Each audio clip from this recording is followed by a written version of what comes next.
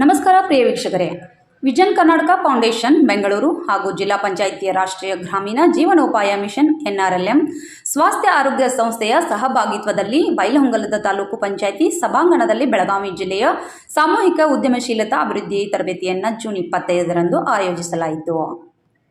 18 ರಿಂದ 50 ವರ್ಷದೊಳಗಿನ ವಯೋಮಿತಿಯೊಳಗಿನ ಸ್ವಯಂ ಉದ್ಯೋಗವನ್ನು ಸ್ಥಾಪಿಸುವ ಅಭಿಲಾಷೆಯನ್ನು ಹೊಂದಿರುವ 100ಕ್ಕೂ ಹೆಚ್ಚು ಸಂಘದ ಮಹಿಳೆಯರು, NRLMನ ಸಮುದಾಯ ಕಾರ್ಯಕರ್ತೆಯರು, ಯುವಕರು ಪಾಲ್ಗೊಂಡಿದ್ದರು.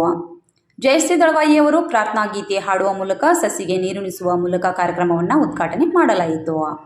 ಈ ಕಾರ್ಯಕ್ರಮದ ಮುಖ್ಯ ಅತಿಥಿಗಳಾಗಿ ಅಪ್ಪಯ್ಯಪ್ಪ ಕುಂಬಾರ್, ಸಹಾಯಕ ನಿರ್ದೇಶಕರು RDPR ತಾಲೂಕು ಪಂಚಾಯಿತಿ ಬೈಲಹೊಂಗಲ್, ಪ್ರಕಾಶ್ ಗುಣಗಾಮಿ ತಾಲೂಕು ಕಾರ್ಯಕ್ರಮ ವ್ಯವಸ್ಥಾಪಕರು NRLM ಹಾಗೂ ಪ್ರಕಾಶ್ R ಗೋಡ್ಕೆ ಜಿಲ್ಲಾ ಲೀಡ್ ಕೆನರಾ ಬ್ಯಾಂಕ್ ವ್ಯವಸ್ಥಾಪಕರು ಬೆಳಗಾವಿ, ಸಚಿನ್ ವಲಯ ಮೇಲ್ವಿಚಾರಕರು NRLM, ನಾಗನಗೌಡ ಪಾಟೀಲ್ ತಾಲೂಕು ವ್ಯವಸ್ಥಾಪಕರು ತಾಲೂಕು ಪಂಚಾಯಿತಿ ಬೈಲಹೊಂಗಲ್, ಸಂಗಮೇಶ್ ಸೌದತ್ತಿಮಠ್ ಆರೋಗ್ಯ ಸ್ವಾಸ್ಥ್ಯ ಸಂಸ್ಥೆ ಬೈಲಹೊಂಗಲ್, ಗೀತಾ ಆರ್ಥಿಕ ಸಾಕ್ಷರತಾ ಸಂಪನ್ಮೂಲ ವ್ಯಕ್ತಿಗಳು ಬೈಲಹೊಂಗಲ್, ರಾಜಶ್ರೀ B ವಡ್ಲಿ ತರಬೇತುದಾರರು, vision Karnataka foundation Bengaluru, NRLM ವಿಭಾಗದ ಎಲ್ಲಾ ಸಿಬ್ಬಂದಿಗಳು ಉಪಸ್ಥಿತರಿದ್ದರು.